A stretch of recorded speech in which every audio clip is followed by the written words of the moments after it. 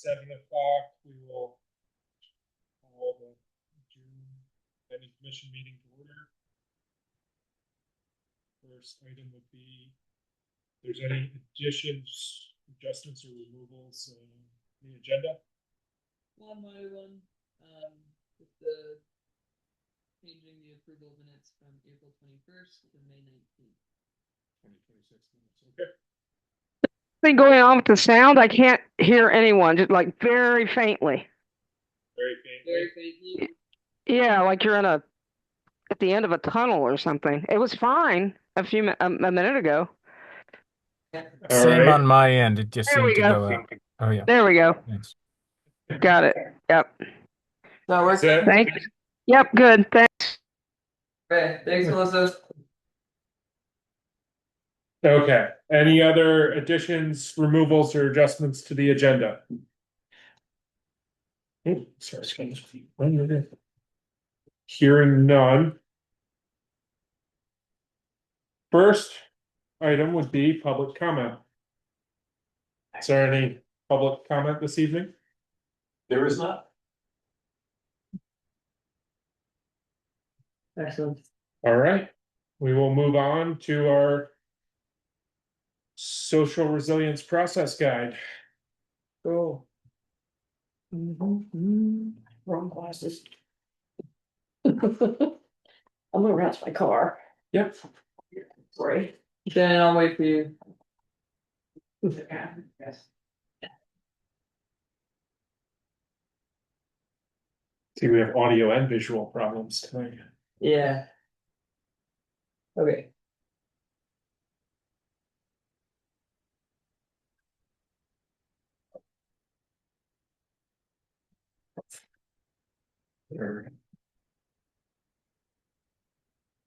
I will wait for Shannon to get back. Just set a. Say AZ. Hi, Dan Malik. I'm on your next agenda item. AZ, I would like to be able to share my screen. Absolutely. So while you have a moment for that, perhaps you could give me permission while we're waiting for this item.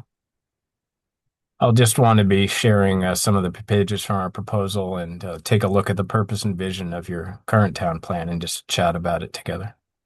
Awesome. I just made you co-host, so you should have all permissions needed. Appreciate that. Thanks. Dan. All right. Jumping in. I wanted to take this meeting now that we're also doing the municipal planning grant kickoff. For the past couple months, I know I've been saying that things are about to happen, and things are about to happen, and now things are really about to happen. And I kind of wanted to just take a moment to reflect back on what has happened and what's been happening in the background. What work we've been doing, both the planning commission through discussions that y'all have been having, work that I've been doing in the background to create kind of structure and organizational systems, the community dinner, all those kind of laying the groundwork steps that's been going on. That's been shaped by the Social Resilience Process Guide and the Climate Action Office pilot program. So just a little refresher on what the Social Resilience Process Guide is. It's a pilot program that is headed by the Climate Action Office with Seiler Consulting as their consultant. It's a 9-month program, began in January when the town received word that we were accepted into the program and we were assigned the Social Resilience Process Guide. There's 6 pilot communities. I cannot remember all of them off the top of my head, but each community, there are 3 guides that are being tested by the 6 communities. Bristol and Wallingford are both testing the Social Resilience Process Guide. The other guides are one's for municipal planning and another is for capital planning. But all of them are guides. But those are the other 2 topics. This guide and pilot program come with support not only from the regional planning commissions, but also technical assistance from both the Climate Action Office and Silo Consulting throughout the process and as the guides are implemented. And just want to again, state that these guides are tools for municipalities in the planning processes. And this pilot program is testing these guides as tools. So we are the guinea pigs for the rest of Vermont municipalities as they go through their own planning processes and hopefully use these guides as well. So the Office of Social Resilience, that's a state function? Climate Action Office Yeah, and the offices, yes. okay. I'm not as familiar with the first thing you said, but the Climate Action. Well, I mean, I was asking what you were talking about. I didn't hear it right. Yes, the Climate Action Office is a state. State agency. And next, I just wanted to go over kind of the roles and responsibilities in this program and how it relates to the planning commission. In the pilot program, there's the executive team, which consists of me, Greg, Frida, and Jolene Larson, who is our RPC kind of liaison and support person.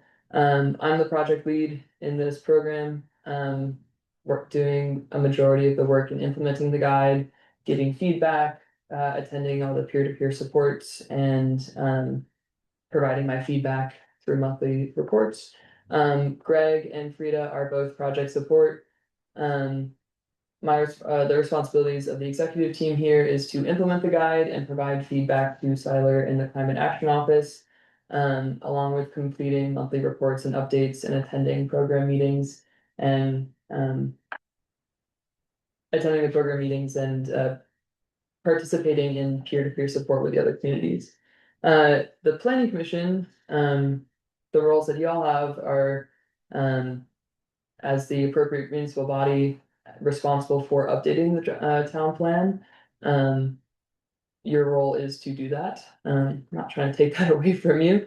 And your responsibilities are preparing the update to the plan, which includes the solicitation of public input, the work groups which were created to serve in the advisory function to the entire planning commission. Their responsibilities are to provide reports to the planning commission and maintain kind of records of what's been happening in community events. And then also the work groups are responsible for actually soliciting that public feedback through community outreach and engagement. The planning commission is inherently working in the pilot program as we're using this social resilience process guide to shape how we go about this planning process. But just wanted to kind of clarify some of the roles and responsibilities that the planning commission is inherently working within this program, but it's not your responsibility. But as we work through the town plan, we'll be completing the program alongside. Some administrative matters for the work groups, as a lot of the work group outreach is related to sections in the process guide on how to engage the community in discussions around resiliency and from a perspective of how do we fill the gaps where where there's more vulnerability and where we strengthen areas that are already super resilient. So the work groups are a big part of how we engage the community. And just some administrative matters that I wanted to set up now before we really get into the summer swing. Is that each work group will receive administrative support from either myself or Jolene. And we've split up. Jolene will be working with the infrastructure and energy groups, and I'll be working with the people and land. So if you need assistance with scheduling a community discussion or organizing a more involved event, or even just like a pop-up coffee event, that is something that Jolene and I would be very happy to assist with, and also assisting with meeting preparation, getting materials together, putting together exercises or other needs that come up. And then just wanted to go over minute standards. As I mentioned before, work groups do need to prepare reports to the planning commission and then also keep minutes as they are an advisory body. And the minute standards are keeping the names of all the members of the advisory group that's there. And then any of the active participants, so folks that participate in discussions, keeping their names. And then this third option doesn't really super apply, but any big motion proposals, resolutions, in the case of the work groups, this would be more like key topics and ideas that were taken out of community discussions that would be put into reports or other advisement to the larger planning commission. Hi, Slim. I'm here. Howdy, I'm glad you're here. Yeah. Good. We were just going over some administrative matters in terms of the work groups. And we just went over just a refreshing of the roles and responsibilities. Going into this. So. For a bare minimum, any community event, the minute standards are, the date, time. Oh, the date, time and place, and then the name of all the members, names of anyone who participates. And any key ideas, that were taken away, the advisory groups should not have any motions or anything that are actually voted upon. That will come before the planning commission as the appropriate municipal body. But for minutes, it's who was there, when it happened, and big ideas. Next I wanted to go over what has been done already and kind of just reflect back on what has been going on in the background on how we got here. Over the past months, I've been working on creating the structure and organizational documents that you all have, the town plan process framework, and then also the advisory work group work plan, both those documents. As I said before, they are very much living documents and subject to change as this planning process evolves and takes form. We've been working on the phase one of building the coalition, which is the kind of community network and planning network that will be used for increased public engagement throughout the summer going into the fall. They're back in, oh gosh, what's it now, March? We went through the community assessment exercise and I put together a bunch of data for y'all to take a look at and kind of get that snapshot about what's going on. The planning coalition, as I so call it, is the creation of the work groups and the establishment of those, along with the community connections network. And Phoebe here, my summer intern, went through and called all those connections and made initial contact. And we have a list of organizations that are interested and are ready to play ball. And then a couple folks that we need to follow up on, but those initial networks are already forming. And then jumping into more community investigation. We had the community dinner in May that had some really awesome initial discussions. The planning commission did their own version of community connectedness exercise, and that exercise was also integrated into the community dinner discussions. And then there was also the March Planning and Development Survey that was put out for town meeting day, and didn't have the biggest outreach in the world, but was a great way to get a very quick snapshot and see definitely some interesting trends, but for more research, but jumping off spots here. So what's next in our ready set process would be continuing a community investigation through continued outreach. This is mostly what the work groups will be doing, and whatever that means for your work group. It's really just wanting to engage with the community. And on here you'll see it says data exploration. Phoebe put together the work group data packets, which were in the meeting materials. Those are again snapshots for y'all to use and get context before you go into these community conversations. And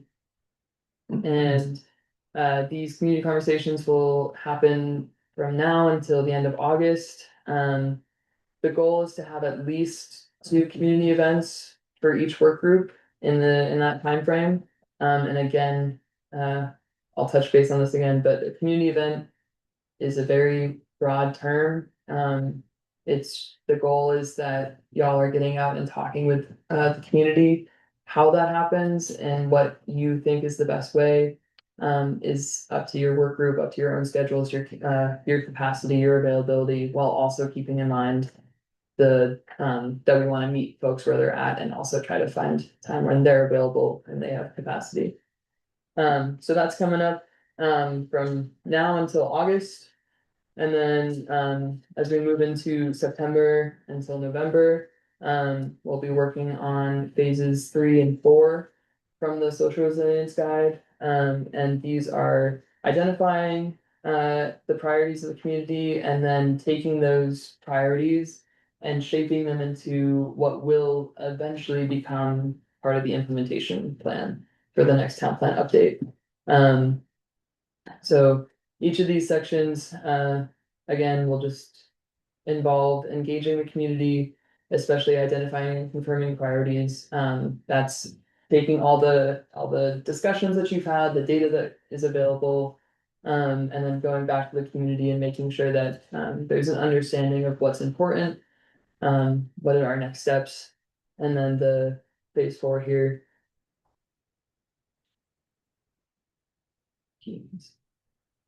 Um, the identifying actions, again, like I said, will help shape what will eventually become the implementation task, and this is a great way to start to also engage with the community and start identifying resources. For example, in the previous implementation plan, there's tasks that the Conservation Commission has to do, the Energy Committee, but we can start working with community partners and the connections to start figuring out how some of these action items can actually become actionable. And this timeline is to wrap up by the November 17th, so the November regular planning commission meeting. And with these 2 phases, also hoping to have at least 2 community events in that time frame. And bringing it back to my point before, oh my.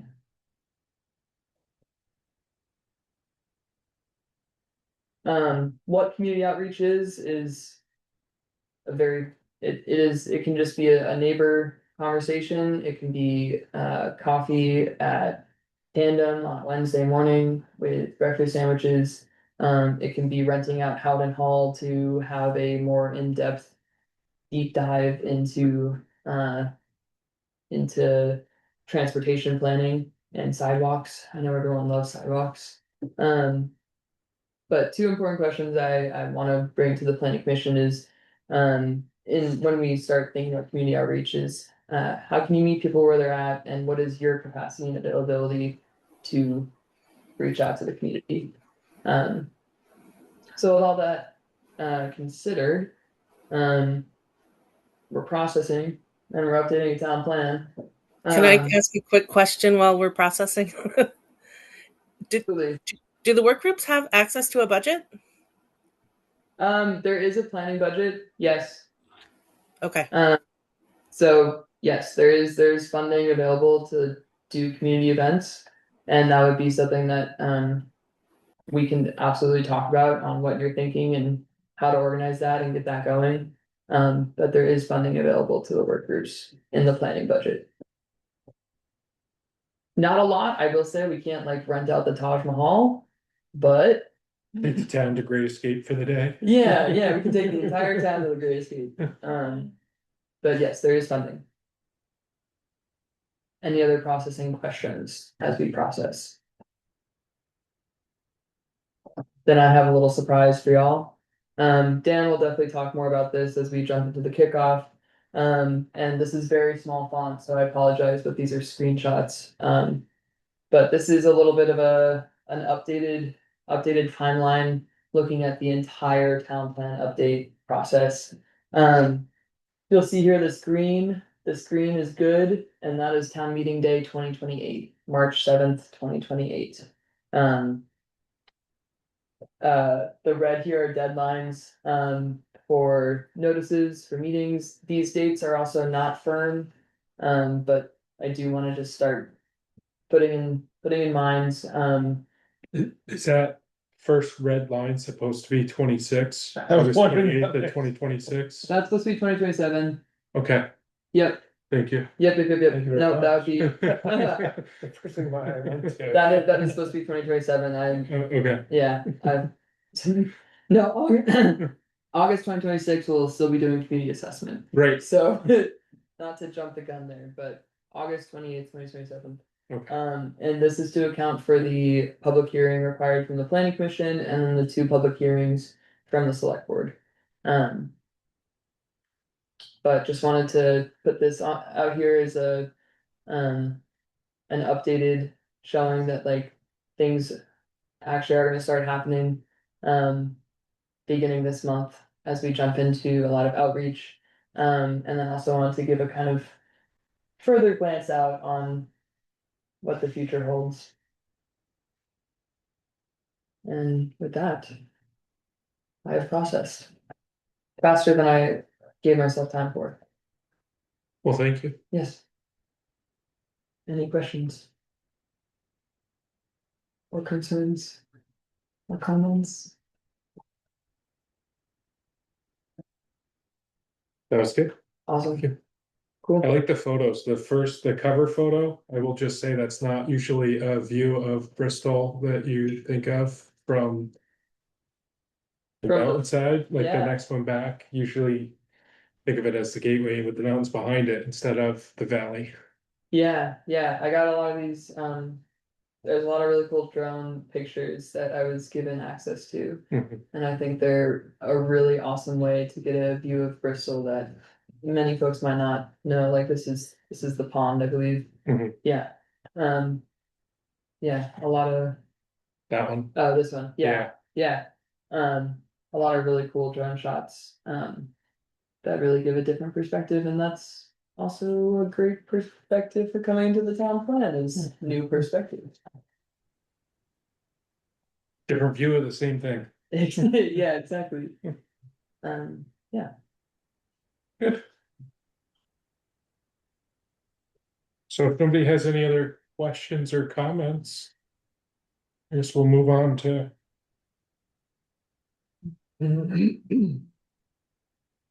I guess, I don't know if this is the right place to update the groups. Oh, right. Yes, that was actually part of the, I forgot to put that in my presentation. But I wanted to take a moment to check in with the work groups and see how Okay. folks were doing in regards to meeting with your work groups, just getting a little stats. Bam, awesome. Just go Yeah. over parts a couple weeks in a row, it'll be fine. yeah, Did you ever get my telephone? I had to tell them, did you ever get my email?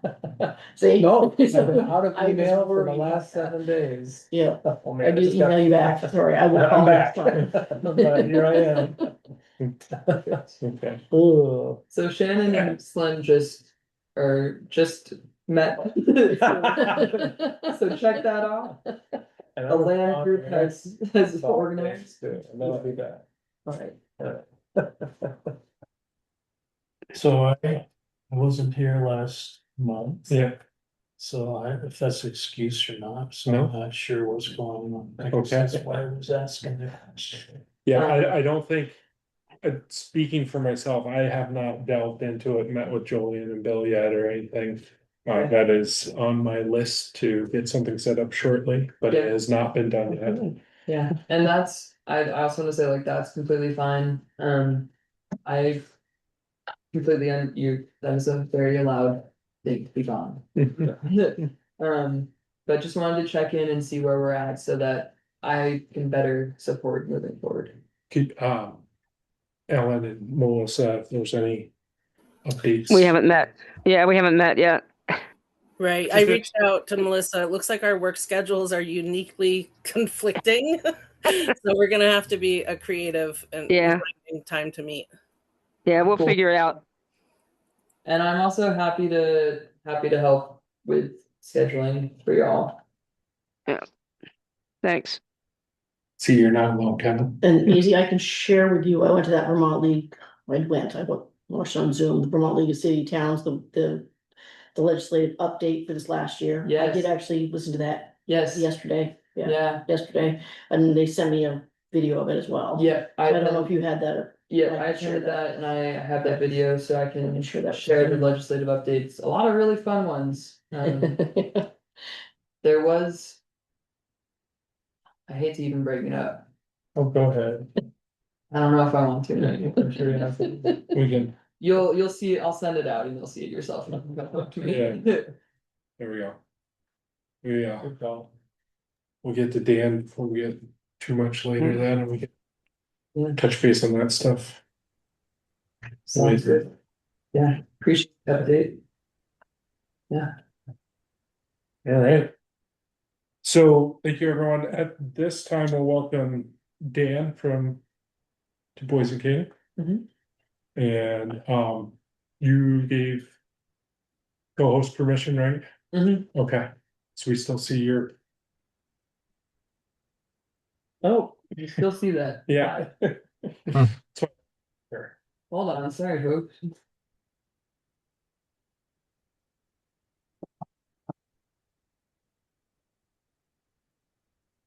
Well, that's interesting. I don't on my end. And so while AZ is doing that, figure I'll just say hello and introduce myself and what we can do this evening to kick off this project. But first, it's just fantastic that this social resilience process guide work is happening at the same time and is swirling around, and there's engagement and efforts and outreach and meeting people where we are there where they are at the same time, which is, you know, an objective of any good outreach effort. And at the same time, ACRPC, Jolyon, et cetera, they're doing their future land use mapping as well, and that's also integrated into the town plan work. And so there's a certain serendipity that this is all coming together for your 2028 update of the town plan. My name is Dan Malik. I am a landscape architect, licensed in Vermont, certified planner, AICP, and I'm part of a team here at Du Bois and King, including my colleague Kate Campbell, who is excellent at GIS mapping and a lot of those other research nuts and bolts that go into this project, and Emily Lewis, also a landscape architect. We're all in our office here in Central Vermont in Randolph. When I was living in Addison County, I had a pleasure to spend a good deal of time in Bristol, even played for a couple seasons and parades with the town band on the trombone. And more recently, worked on two projects in Bristol, the Munsell Avenue sidewalk scoping study a few years back, and more recently with Bristol Trails Network, Meredith and the Recreation Department and the Conservation Commission on bringing greater accessibility planning to Memorial, Eagle, and Sycamore parks. And as part of that, spent two wonderful afternoons at Pocock Rocks, uh, just talking to people who were coming by and wanted to talk about their own experiences and love of the town. So it's a personal and professional pleasure to be working on this town plan update. And you already are started. You had the community dinner, there's already a survey going, and that's fantastic. And I want to hear more about that. And I want to coordinate with those other efforts at the regional and local level with the process guide to make sure we're not stepping on each other's toes and actually building on this other work that's being done. Just by means of introduction, of course, the town plan then is trying to be the foundation for efficient, cost-effective, well-functioning, and ethical workings throughout the town and region, and ethical that's toward each other, toward the land and natural features, toward our heritage and cultural assets and scenic resources. And it looks at housing, economic development, flood resilience and hazard mitigation, utilities and infrastructure, and of course, physical features and land use. Something that has often come up with my work in other communities is, well, what do we really mean by use?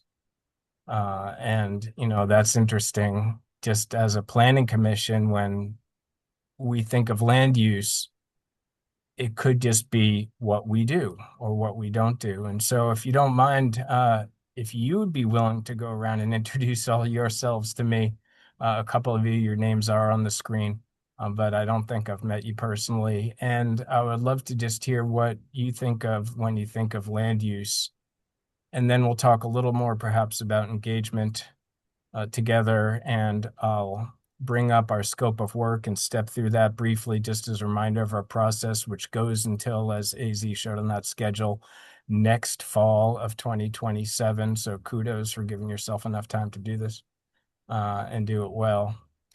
And then I'd like to bring up, if we have time, the purpose and vision, just to ground me again, of your current 2020 town plan, and see if there's anything on that you say, well, that's maybe something we're gonna together and with the community members dig into a little more. So with that, perhaps you could go around and tell me who you are and if you have a thought about what land use is. My name's Rob Brooker. I am the chair, just as an introduction, Dan. But my Rob.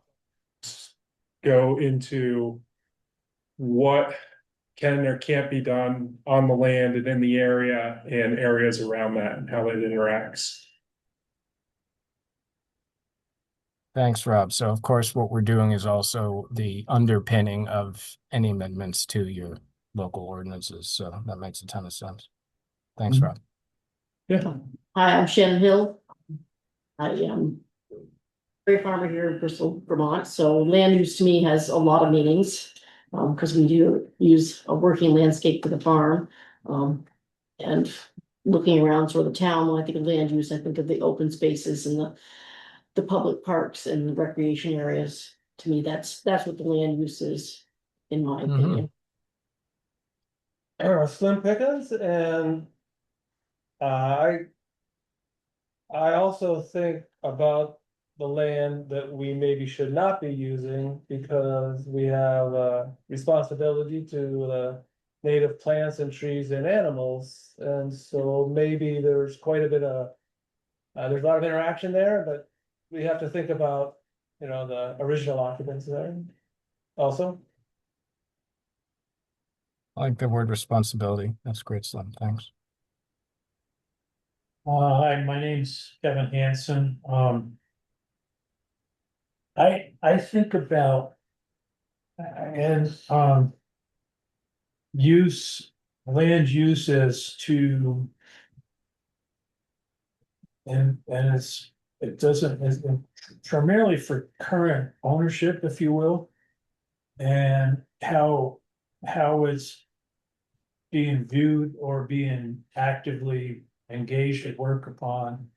And I suppose that point of view takes into account a residence in a house, a business on a lot, but even take into account, we've got a big chunk of federal forest here. So I mean, federal government is using land, if you will, for a certain are controlling that land, if you will, for a current use. I struggle a lot with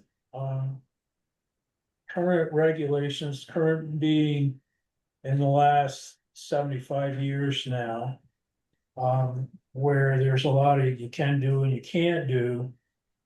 And there's a process with that has changed over time.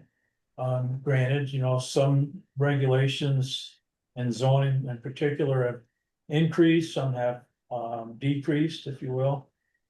And I juxtapose that against the current attitude of zoning compared to, in Bristol's case, how the village was developed in the 1800s, if you will. And it is a treasure, or it appears to be, or is stated as being a treasure on how the village was developed and how it maintains, but continues with a charm, if you will, that cannot be established with the current zoning regulations.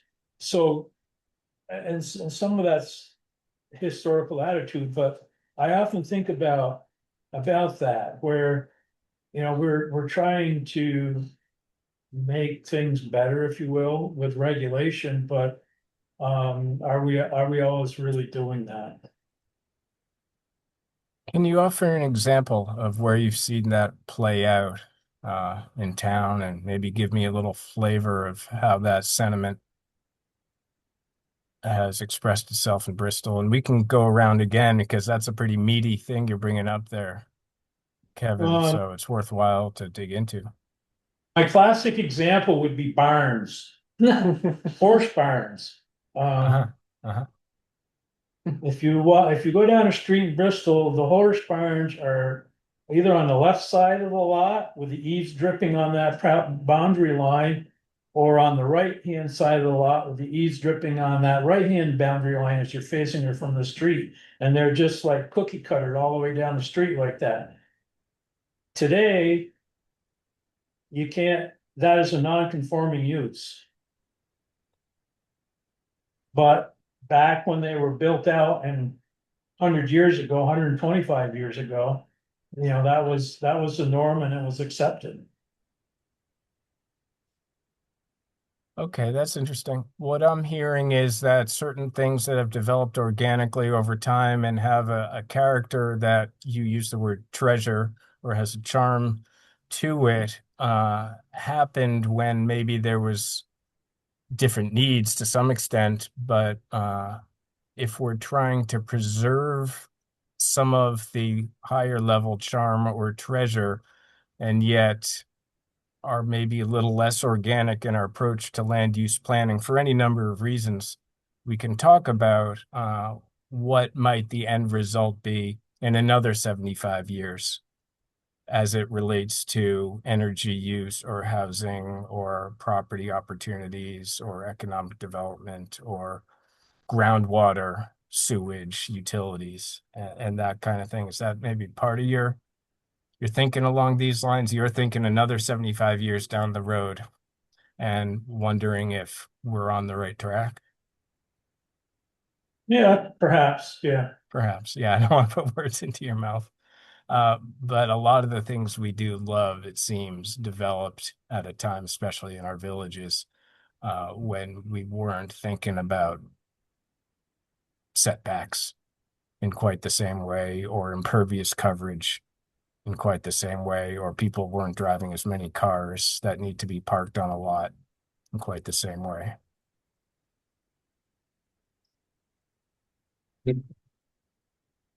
Anyone have other thoughts about that notion or how it might have played out, like the consequences of regulation versus the long-term vision for a community, whether it's social or economic or housing? Well, my first thought listening to that was that times have changed. Mm, And with the stresses and increasing populations, et cetera, that the focus has to also be on protecting, yeah, what is there and the quality of life. Um, and so I can believe that the approach will be different because the stresses are very, very different. That coming on to everybody in town or anywhere for that matter. So maybe we need a little more or a little less organic growth, perhaps. I don't know. I would say just as a counterpoint to that, what Kevin is saying.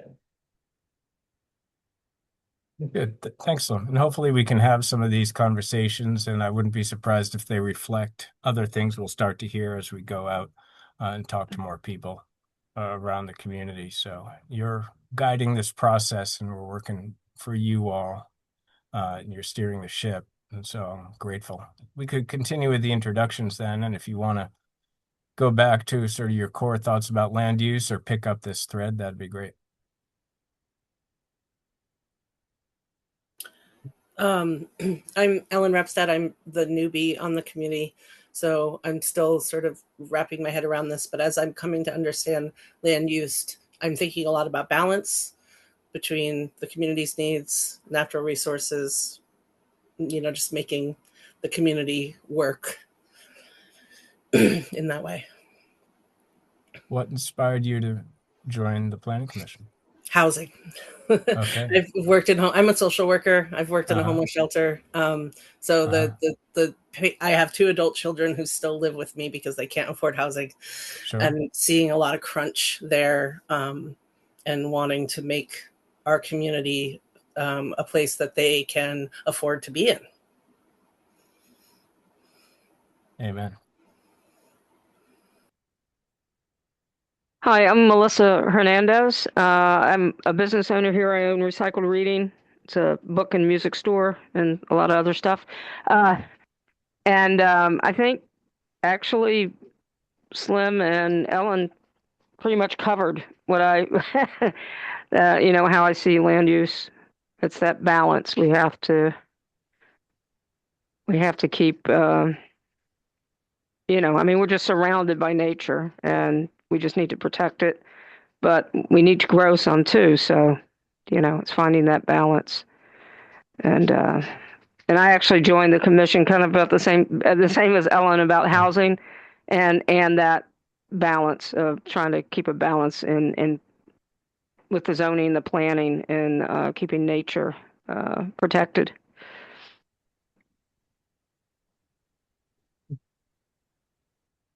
Thanks, Melissa. Was that everyone? And we didn't ask you, Jillian, though, to say hi, but would you?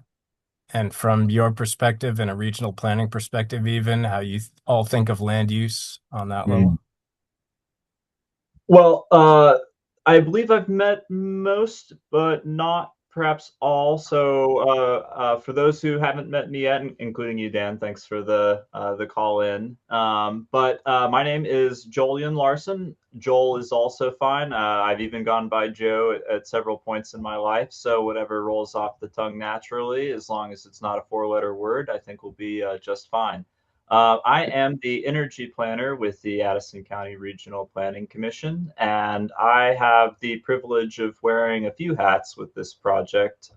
We were able to successfully obtain a grant from the state of Vermont to help update the Bristol energy plan so that it could become a renewed enhanced energy plan.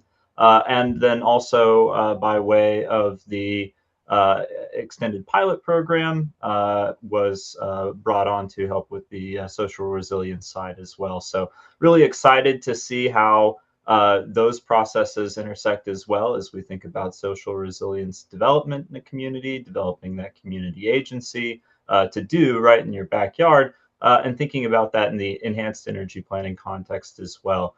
Additionally, Bristol is one of several communities that are doing a update to their enhanced energy plan. And so I'm hopeful to maybe learn a thing or two from this process that I can carry over to the rest of the region as well. So really excited to participate in that regard. With When thinking about the way I think about land use and my role within the ACRPC space as an energy planner, often I'm trying to balance between, and I loved hearing that word balance earlier. It came up several times, and I think it really connects with the way I try to engage with the energy space. Is we have very technical elements of energy that are well understood and that have been important elements in the energy policy space for a long time. Affordability and reliability. Those are core elements that are key to ensuring that the lights turn on when we need them to, and that the bill won't break the bank when we get it next month. What we've also come to learn over time, though, is that there are other impacts, both on the social and on the environmental side from our energy system. And thinking about our own backyard and that question of land use, I become concerned when we have impacts on wetlands or habitat blocks or when they start to encroach on endangered species. And so I try to think about what are the ways that we can design our energy system so that it functions well for our social system and so that it functions well for our ecosystems around us.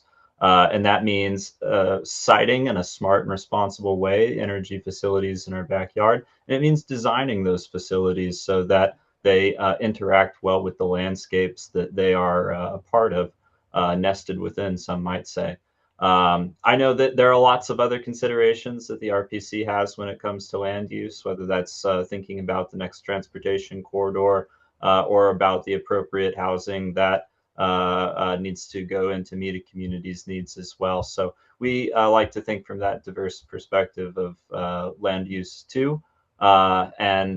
those conversations and ideas always float around the office. So I try to stay in the energy space for the most part, but I'm never truly removed from those other important sectors too. So really pleased to be involved with this project, and happy to assist, particularly the infrastructure and the energy committees. But I imagine that I'll be doing a little bit of this and a little bit of that around the project as well. So thanks again for having me, folks. And I hope that generally covers what you're looking for. I have a gift for gab, they say, and so I hope I haven't taken up too much time introducing myself. But we'll have a long set of months ahead, and I'll try to return to my note taking for the most part. That's great, Joel, and that gift I'm sure will prove useful many times as we go forward. Because one of the things I'm picking up on a lot of this is both responsibility and balance, but also giving individual people and individual property owners information and sharing it and communicating and recognizing that a lot of these issues of energy or housing or environmental stewardship often come down to the initiative and vision and risk and desires of individual property owners to build an ADU on their property, on or at a farm, take on a diversified kind of crop or open a store. And a lot of these, as we know, issues are playing out in the state level and beyond as to how to achieve that balance with the freedom that goes along with the responsibility in a way that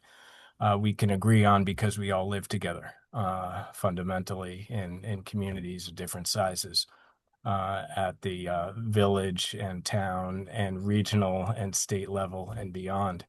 And in my mind, communicating, talking, being face to face in public meetings, sometimes one on one or in small groups or in large conversations or online, just sharing information about the land and experiences and what they've found is always going to result in an outcome that has a certain integrity to it. I'd be surprised, and we'd probably not be doing our job right if everyone agreed about everything that ends up in the 2028 town plan. But if we can come out of it and say, we went everywhere, we talked to everyone we could, we had open ears, we learned, and other people hopefully learned through this process, then I feel that we can be proud of our work. I sometimes talk a lot too, Julian. But I feel pretty strongly about that. And that we're also doing this for the long term. And that's where that recognition of the original inhabitants, as I think you might have called them, Slim, of our land actually come into play, and what the things are, as you said, Kevin, that we treasure or find charming. There's a lot. That's a pretty deep concept. I was next going to go through the tasks on our proposal, but we're really high level right now. So I'd actually then like to pivot to talk about how can we reach people that do have different opinions, and how can we make sure that they're expressed openly and that people feel respected throughout the process, and that we find people where they are. And anyone can just chime in because that's really important for us up front. Our next big task is actually to prepare a public participation plan with you all. And a lot of that is just making sure, whether it's events or avenues of communication or finding pockets of people throughout the town, not just in the village, that should be reached, but might work on different schedules or have different responsibilities. What works in Bristol? What hasn't worked, and we can do better. Your thoughts? That is the $1 million question that we are still seeking the answer for. Okay. That's something that we have struggled with in terms of how we reach the most. We've had varying success on different things in the past for different functions or boards or committees. Whether it be the town events, people have other agendas when they're at those sorts of functions of be it festivals and things like there's lots of people there, but it's not always the best response rate because there's other things that everybody's focused on. I know just speaking from some of the other things I've been involved in, that sometimes the best result is to be able to, for lack of a better word, corner people where their focus is less divided at something like the dump drop off on the weekend or something like that, where there's only one other focus of what's going on, So we had just gone through the exercise, was that last month, AZ? Did you pass that on to Dan already? Not yet. Okay. So, do you want to talk about that with? Yeah, Better explain it than I can. absolutely. So at our community dinner, we mostly focused on a initial community discussion. And one of the questions was how do people get their information? And how do they participate? And the biggest ways were Front Porch Forum, the town website, word of mouth, was a big one. And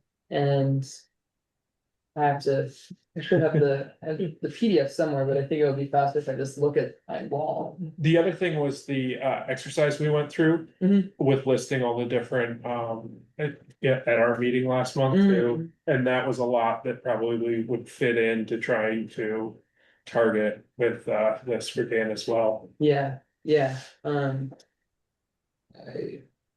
I forget what that was called. It was the connectedness exercise. Community this exercise. Community connectedness. Okay. Say that 5 times fast. Okay.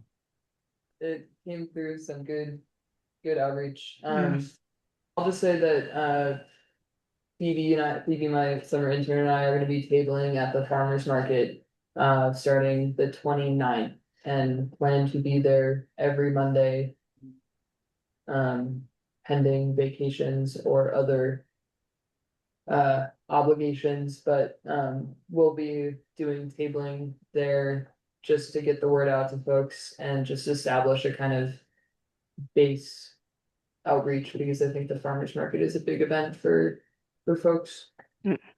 Focused on the town plan? Correct.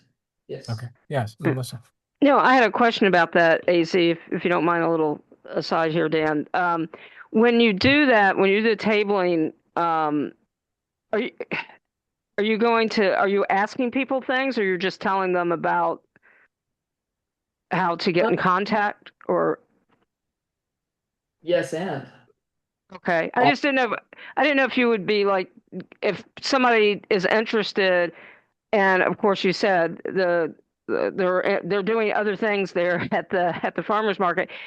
Is it possible we could just get people's email addresses and we can send them information if they want to come to a meeting, or when there's community outreach going on? Yes, so actually follow up to that. I've started a newsletter that's going out started last Tuesday, but I'm gonna switch it to Wednesdays so that I can update folks on any like planning commission meetings or anything else like that. But that will be going out weekly, and that is anyone who's asked to sign up for to be involved in participation, from the survey to folks that were at the community dinner. I've had folks from the Bristol Elder Eagles reach out to me. And I've just been amassing a mailing list of folks. I think right now there's like 19 people on there, but that can definitely be expanded upon. So yes, we're already working on and send things out. Yeah, Joel? And I was also just thinking about that. I think once we get our groups start meeting and we start reaching out and we start having community outreach, we might just come upon something or some way of reaching people that works well, and then we can share it and hopefully, go from there.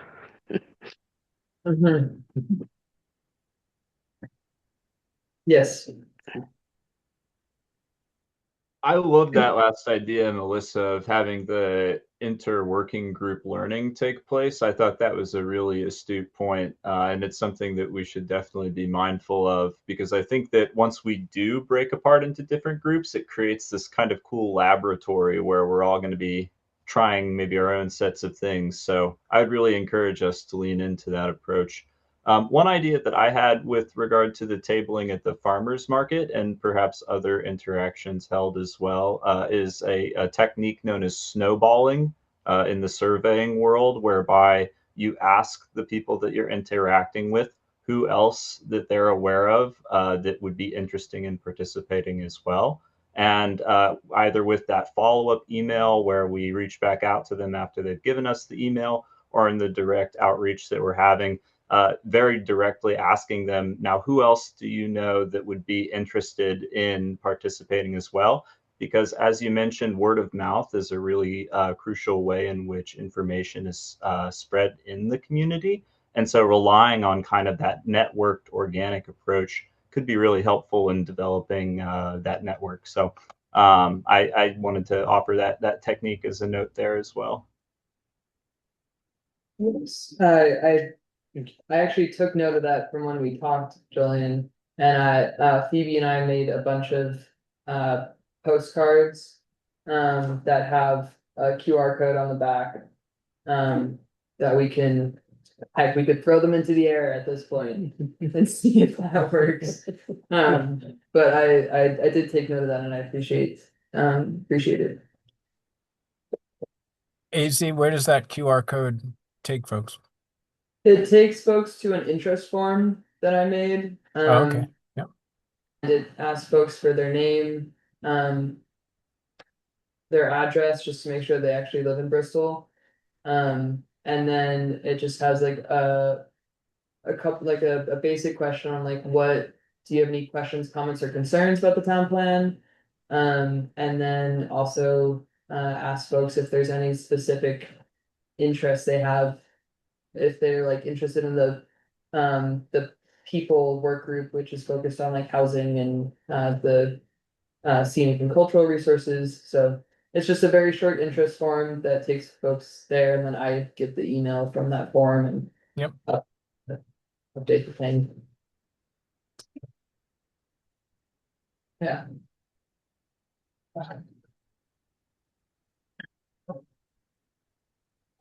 Ellen, may I ask what you farm? I'm sorry, what was that question? What do you farm? I don't farm. Shannon Oh. farms. Oh, I'm I sorry, have chickens, Shannon. but Forgive it me, doesn't. Shannon. Okay, well, Shannon.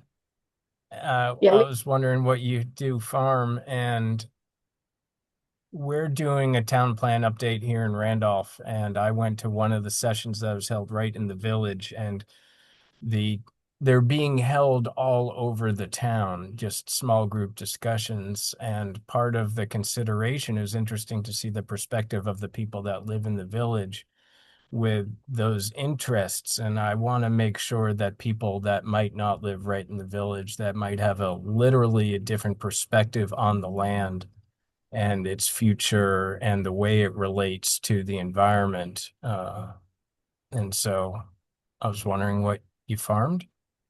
And if there's an opportunity to reach folks of differing perspectives throughout the entire town during this process that might not obviously have their center of gravity in the village on a day-to-day basis. yeah, so we have a large dairy farm Mhm. and literally just outside of town. I Yeah, mean, okay. it's within 2 miles of the center of town. Nice. So, and probably if I'm thinking about it, when you get outside of that, outside of the village, most of the people that we do business with, are generally our landscape people, our excavators, some other land sort of businesses that are sort of outside of the village that, might get missed or not, swept aside in something that affects only the village. If they weren't included, I don't know, reaching out, I can always try. I have a lot of emails, a lot of contacts, but I have the same issue that Rob has, is you can reach out and ask all you want and get him to show up sometimes is. Yeah, is yeah, sure. Well, participating, it happens all different kinds of ways. So even just sort of sharing thoughts and perspectives is good. One of the tensions that we've seen here, Randolph has its main village, and in a lot of communities, that in some respects is possible because of all the open, both conserved and working lands around it. At the same time, there's this tension around housing. And so, as we know, farmland that is relatively flat and drains well is also ideal for housing. At the town planning level, what can we do? And some of it is do no harm because the town plan is the underpinning of zoning. If we're thinking about housing, and I know last month I saw on last month's minutes, you were talking about growth areas and around that with the and the regional level as well. Uh, if we're both trying to conserve viable working lands as well as find opportunities or parcels to expand housing, are those visions competing? Maybe not if we're also thinking the next step about cluster development or incentivizing smaller lots on farmlands or bringing housing density higher in certain places. I'm just spinning this out that the farmland aspect of it, the open space aspect of it is so cherished. And how does that meet up with this housing pressure aspect of it in a way that comes into balance? And also supports an individual property owner's vision and inspiration and initiative to do something good as they see it for the community or themselves or their family. So the more people we can talk with various perspectives that you could reach out, just an email, and we could help you draft it in a way that's non-confrontational or not expecting anything, that would be helpful. Kevin? So I find it interesting this past legislative session, and Mhm. we've talked in certain ways on our planning commission over the few years we have at least one advocate for it, is the whole modification of Act 250 was to create town centers, increase population density in town centers, if you will. And there was a sizable influence on the legislature this year to repeal a lot of the restriction that went along with that. As I understand this, that went along with that growth of town centers or existing density areas. There was some penalties, and I don't call them penalties, but there was some restrictions on open land that there was that was I don't know if you call it repeal, but it was changed this last legislative session. So I guess the thing that I'm wondering about right now is, all the buzz is growth centers, density, and in our case would be the village. Where we have had discussions about where in the village because it's relatively mature and unless you have somebody that has a large lot that wants to subdivide, which they lose part of their yard, there's not a lot of opportunities as opposed to allowing some relaxed zoning perhaps in some of the hamlets, if you will, areas that there's, South Bristol, um, specifically in Bristol, where there is some density of housing or grouping of housing, if you will, and how to balance the desire to keep things tight, to reduce transportation, to make it more walkable, all those types of things, with the need to expand housing and also not to impact, the agricultural environment that is, still very important, even though it's particularly dairy's diminishing, but there's also all sorts of alternative types of farming that are becoming more feasible. Yeah, thanks, Kevin. I appreciate you bring that up explicitly, and it's been interesting to follow that both from the outcome and the process, the public process aspect of it, and how that played out both during the crafting or not of Act 181 back in 2024 and earlier, and then this current uh, groundswell that resulted in repeal, I would say is the right word, at least for now, of both the tier three aspects of Act 181, the what Jolien mentioned, the forest blocks and habitat connectors, as well as some wetlands and some of the new Act 250 oversight that would be triggered in those locations, as well as the road rule and the driveway lengths that would likewise lower the threshold of Act 250 oversight in what's called Tier 2, which is most of the state.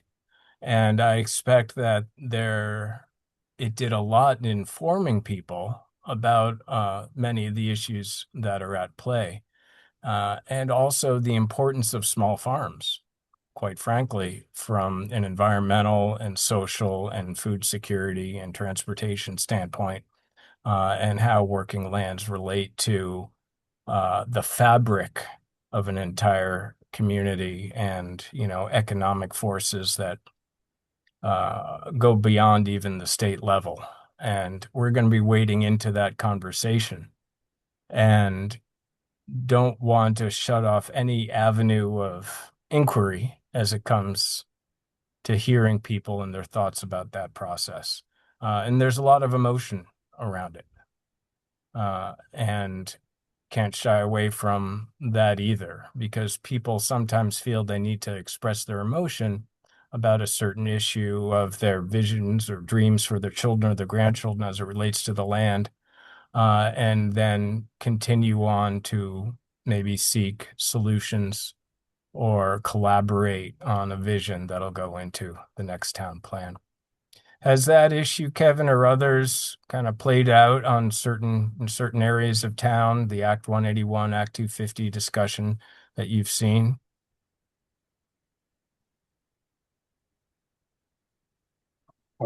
I haven't seen it anywhere. Yeah, It's been, okay. I think it's been, from my perspective at least, it's been pretty quiet, Okay. other than this corollary discussion we as a planning commission have had about growth areas and that sort of thing. That some of that was well before this last legislative session, Yeah, One of the absolutely. piggyback on that, one of the conversations, and you mentioned what was at one time a hot button word here was ADUs. And so for the last few years on the tail of that legislation, just to give you a little background, if you're not familiar, Dan, we had many discussions about ADUs related to our zoning and how they should be regulated and adopted within the town and put into effect, and how all of the state regulations versus our local zoning and everything else play out. We've also had many discussions about how we develop this town and maintain the charm and everything about it. With all the limitations of the town being that there is no wastewater for the village, only for Main Street downtown, so you can't add a number of homes and not have to have a wastewater areas for those, so there's limitations there as well. And then to be able to expand the village area, half of the town is abutted by things that you can't build out into, so there's a lot of limitations. I know there's a lot of creative opportunities as well, but that's kind of where we're coming into this planning session and town update from on the heels of. So That's really useful. Thanks for reminding me that the wastewater is limited. And then, yeah, just the physical features, I guess of the New Haven River and sloped areas and any number of other things. Yeah. Right. That's why each town has its own planning and planning commission, and and each person has their own knowledge. But at a regional level, and we can have this conversation some other time, you're trying to connect systems as much as anything, and see how those systems, those transportation systems, those energy systems, can be an overlay in a way that still works with what an individual town needs or desires as part of its vision. I think I can just go through our scope of work briefly, and just so we're all coordinated in terms of that, and moving forward. And then, depending on the time, we can talk about purpose and vision and those high level things specifically as it relates to the 2020 town plan. But I think I've also heard a lot just in this conversation as well that helps me understand a lot better where all you are coming from. And as winter progresses and we meet, these lights here in our Randolph office are on motion detectors. So if I'm not dancing around about 20 feet away, I turn into just this glow. So if you're wondering about that, uh, maybe throw something at it. But that was going on there. Our scope of work, project management, that's communications with AZ. And any number of other people setting up meetings. It includes this kickoff meeting. It also includes up to 10 over the course up until November 2027 Planning Commission meetings. Thank you, AZ and others, for working with Du Bois and King and reaching out there. You might not realize there's some back and forth to make sure that we can fulfill the needs of this municipal planning grant within the budget, and in a way, though, that's both predictable for us in terms of our hours, but also just possible, and ultimately make sure we can provide Bristol with the mapping and the engagement and the research necessary to make this an excellent town plan. And so while there are more than 10 months between now and November 2027, we have up to 10 virtual check-ins with you all. Before those, we'll coordinate with AZ and make sure that if there are certain things to review together, that there's an ask that we're coming to you with, or something specific we want to discuss about maybe event planning or what have you. So we'll use our time wisely, but we won't be visiting every single month. Public engagement, really the meat in many ways of this process leading toward the product. This ties right in, as we said, with the social resilience process guide and other work that's happening on the regional level. Mentioned the public participation plan that we're going to be starting, and we'll coordinate on that. A feature of that is what we call an elevator pitch, something that just maybe 2 sentences that if you happen to meet someone at the Shaws or at the dump and say, "Oh, what's this town planning project about?" It's an easy guide to put into your own words as to try to, hit all the levels of every 8 years, high level vision that covers many specific items, and also to support for any future zoning, a real reflection of community values in your town, something along those lines, and we'll work on that together. The first town plan workshop we have currently scheduled for September. Could be later September after the back to school and whatever rush happens. And but just to sort of move ahead on schedule, we can coordinate that with other things that are happening around these other projects to make sure we can reach as many people and bring as many people as possible into the conversation. The format is to be determined, but I think that was, as was already mentioned, some component of that could be in smaller groups. It does short circuit, if you will, that tendency of larger groups to be dominated by a few voices, or for just people to feel less comfortable talking. So breaking up into small groups is one strategy to do that. Another strategy, another thing we can do in small groups is have more tactile, hands-on part of the process where people might be moving shapes or hearts or concern areas around, if we're thinking about land use or transportation or public safety or something. Some people think with their hands or visually in a way that even speaking doesn't always lend itself to. So we'll talk more about that. And a community values mapping exercise is another way of sort of visualizing the community and thinking about the places that you hold dear or treasure. That certainly might not be obvious to us as consultants, but also a way for people to learn from each other and make connections in the community. And with all that, we'll be working on the publicizing all those, preparing content for online and email distribution, working with the Planning Commission and staff. To do that, we'll send printed materials to the town for posting, and we can coordinate that as well. We can do that through the schools. Oftentimes, as you know, a lot of folks that answer surveys or come to meetings have the time and wherewithal to do it, and the demographic skews older. And if there's a way we can bring in students through their teachers and through their families, both as a way to communicate, but also try to understand the perspective of some younger folks, that'd be incredibly valuable during this town plan process.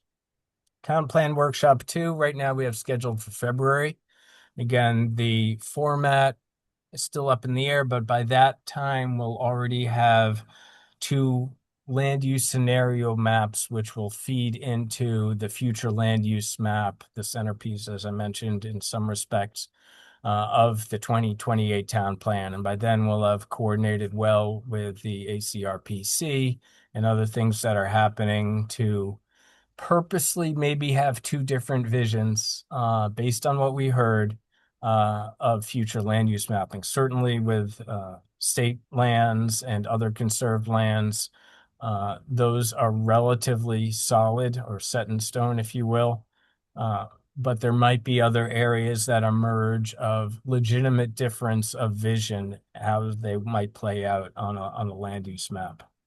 And here's an example of a postcard we did, depending on the cost and how that might play out. Being able to put one of these in every mailbox in town could work for us. Town workshop 2, event tabling.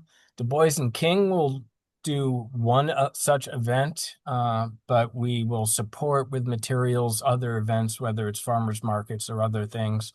And the timing of it, is there a winter event in town? Pocock Rocks might be a little early to actually get feedback about emerging draft maps. I'm also taking my daughter to college that weekend.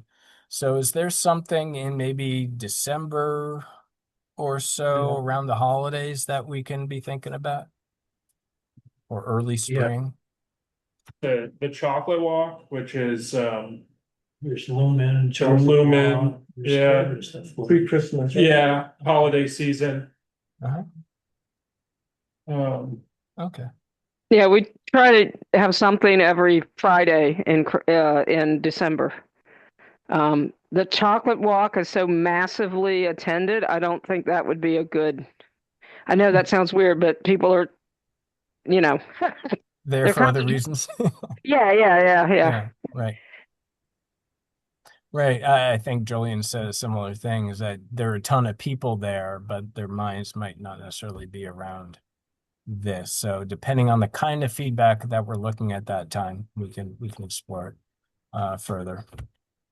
But again, a way for us to get information back, whether it's a QR code or AZ, we can talk at the farmers market. Maybe there's just one quick thing, put a check mark again next to your top 3 priorities in Bristol, and just leave it at that, and have a pen hanging there and leave it at that and go on. I wonder about piggybacking on the school musicals. Oh, They're highly attended. Is having a table, for getting information or collecting emails or what have you. are they in the spring? There's one in the fall and one in the spring.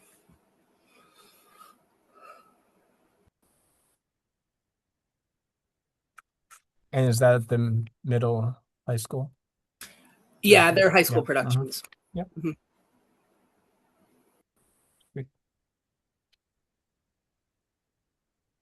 I mentioned the land use scenario maps.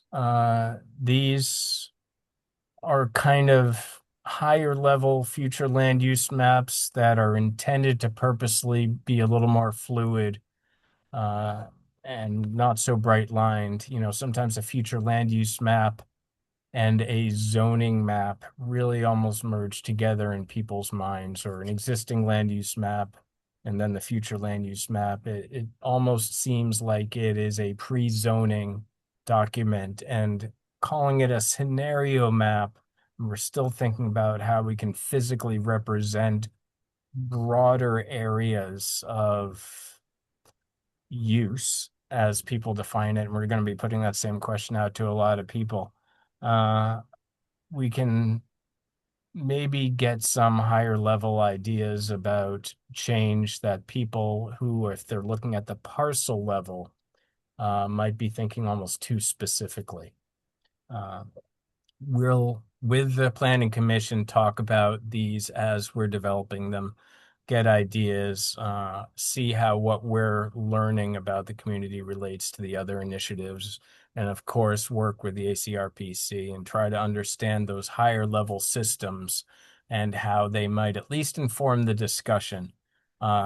Ultimately, the town plan requires a level of consistency on up that is important for its adoption at the regional and the state levels. So we want to make sure that we are Bristol, but that we're not needlessly in violation of something that might slow the process or make it more difficult to move forward. And sometimes that's simply what we call something.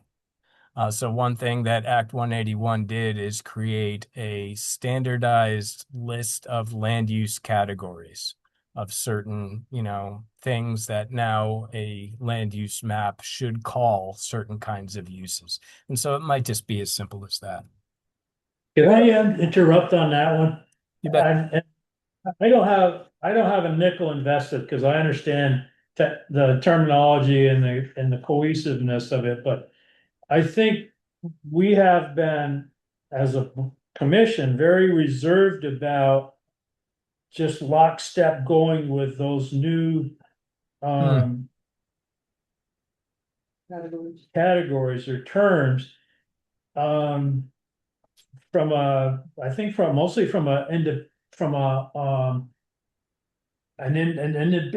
point of view or something. I think the commission needs to, and maybe I'm saying too much, but I think the commission needs to get comfortable with that before we just assume we're just gonna start using those things. And personally, I understand the desire to do that for uniformity, but I don't think that we should assume that everybody on the commission is just like, oh yeah, that's a great idea. Good. Thanks for mentioning that. That's good to keep in mind. And if that is something that the commission feels is appropriate, you should have a really good reason and understanding if there are any downstream implications. This whole idea of a land use map or a future land use map goes back decades when it seemed appropriate to call things something. And even we could even question that instinct as why we need to label. For example, in those categories, there's several categories of what's rural. And, there's rural agricultural, and I think there might be recreation and other things. And if those aren't distinctions that matter in a real sense to the people of Bristol, or if they're actually distinctions that do matter, but not in a positive way to how you see yourself as a town, I think there should be, and I don't want to overstep my bounds or speak out of turn about how that process plays out regionally or at the state. I would like to think that this document should be the best representation of what Bristol feels about its plan and its future. Does that seem fair, Jolene? Not to put you too much on the spot? No, I appreciate you calling on me, teacher, because I do have a few thoughts, and really the primary one being is there are certain plan standards, statutory requirements that we have to hit to have a plan ultimately approved at the regional level. those are a part of the process that have to be considered to make sure that we can ultimately have an approvable plan. We don't want to get to kind of the end of the road where we've adopted something at the municipal level, only to find that because it's not meeting a plan standard, it can't ultimately be approved at the regional level. And so just an initial, early caution that, we need to make sure that we're diligently meeting those plan standards. Not to suggest that we won't, but just something to always keep it at front of mind is we want to have the character of the community come forward in the plan. And by meeting those standards, we enable that character to have kind of the force of policy. So that is sort of where I come down on it, is that by meeting those standards, we're actually institutionalizing the goals that we ultimately have. Thinking a little bit about the land use categories in general, obviously it's still a dynamic space in that regard too. Part of why I at least come down and thinking that there might be some benefit in standardized language is that if we have the same type of classifications regionally and statewide, this could enable developers to have a cleaner picture of understanding what types of development are appropriate for which places. And so that can be really strategically used at the community level to think about what future we want for the space and where. So there can be some benefits to avoiding conflicts that are due to different language systems being used essentially. But I think that generally we do still want the community perspective to be as much as possible the predominant factor in the plan. But again, just the caveat of we also need to meet those plan standards. So seeing several of them mentioned in the this working plan agreement, though, again, I'm not too concerned that that's where we'll ultimately end up. Thanks, Julian. One thing related to then what you said is even maybe the siting of solar fields. There might be state regulation about where or where not within these land use classifications such things could be allowed. And if Bristol has a certain notion about where or where not solar fields should be permitted, we perhaps want to make sure that certain lands, like the not category, are labeled such that they are not the ones that the state says. I didn't explain that very well, but is this play out sometime in the siting of solar installations? I think that this is an excellent idea in terms of having the parts of the plan have conversations with one another. And so by using language with the development of perhaps siting and design standards for new renewable generation facilities, for example, we could reference as a part of those siting standards the types of land use areas that are appropriate, preferred, maybe even if we want to go that far, versus the ones that are unsuitable. And when we have those land use policies in close concert with the energy policies, that's where we start getting to that enhanced level in particular of substantial deference in the planning process, which is one of the nice elements of having the enhanced energy plan. But I'm sure we could talk, this is a in the weeds conversation rapidly, but the short answer is yes, it comes up, and it would be good of us to be mindful about it.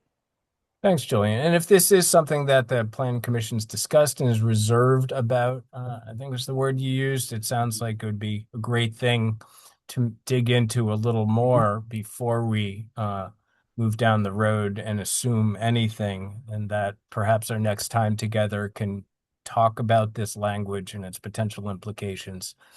So we are using the right language with people at these public meetings and events and can flesh things out together. And so the draft future land use map is where a lot of this then coalesces with what we call things and where they are.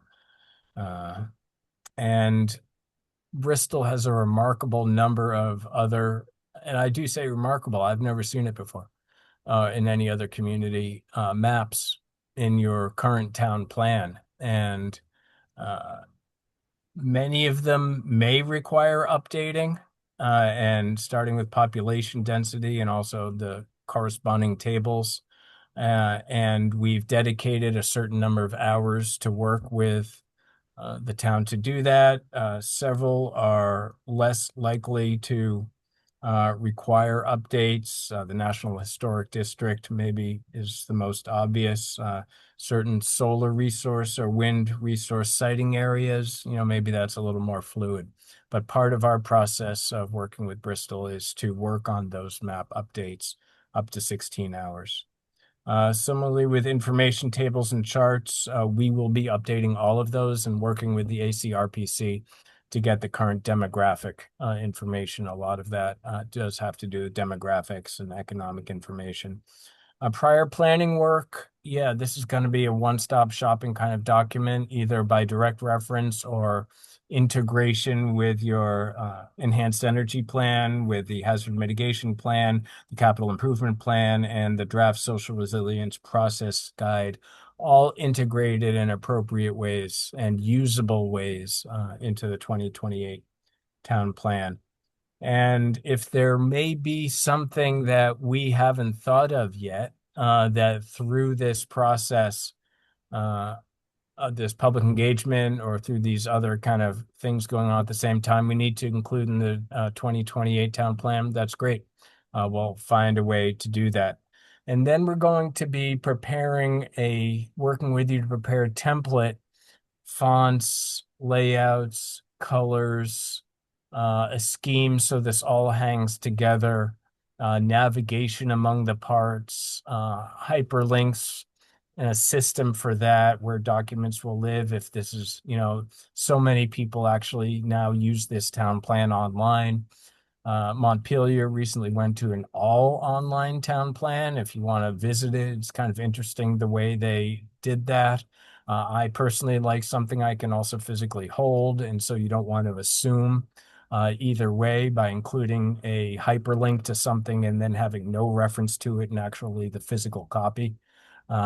People will use it in different ways, but there are opportunities to, as an adjunct, link in with technological resources. And so people who do want to go further and have the wherewithal, the capacity to do it can. And so, yes, digitally searchable.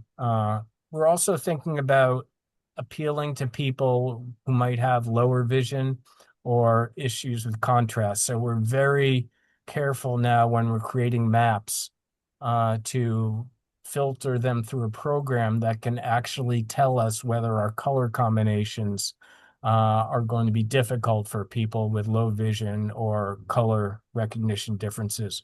We want to make sure that if this is photocopied in black and white, that all those maps are still legible as well.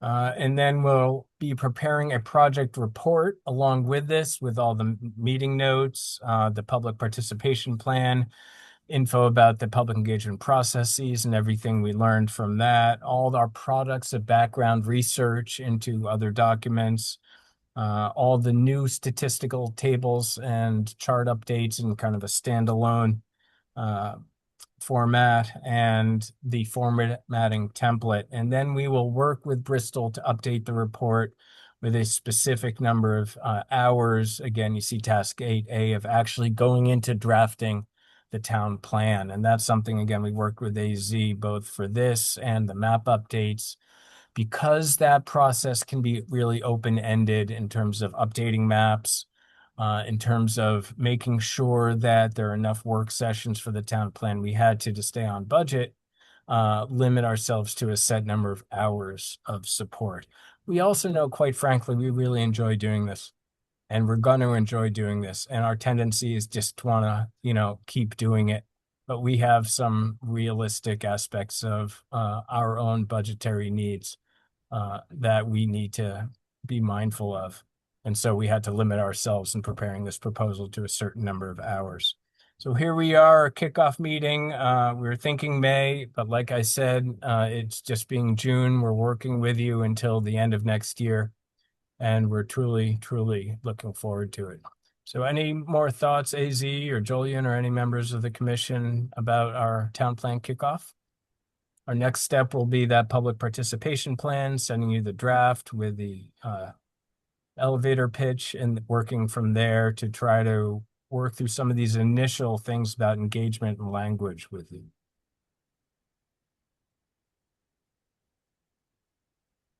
I don't think anybody has anything else. Thank you very much, Dan. Thank you.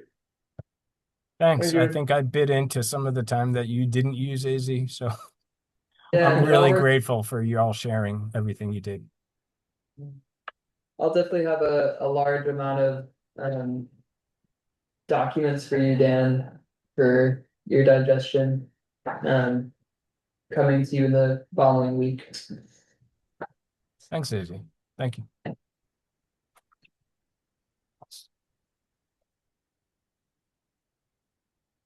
I'm going to sign off. Appreciate it. Have a good night.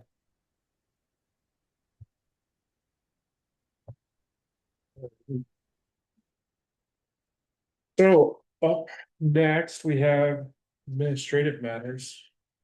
Being our minutes. Any adjustments or changes to the minutes?